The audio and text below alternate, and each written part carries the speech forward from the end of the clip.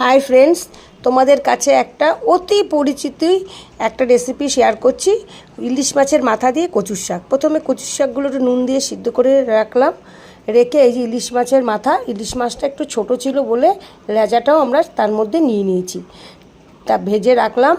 তারপরে কড়াইতে তেল দিলাম, বেশ কিছুটা কালো জিরা ফোড়ন দিলাম, দিয়ে কচুর শাকটা ঢেলে দিলাম। আমি কিন্তু ইলিশ মাছের মাথাতে দিয়ে যখন করি তখন কোনো মশলা একদম দেই না। তারপরে নুন দিলাম, হলুদ দিলাম, কাঁচা লঙ্কা অনেকগুলো দিলাম, মিষ্টি দিলাম।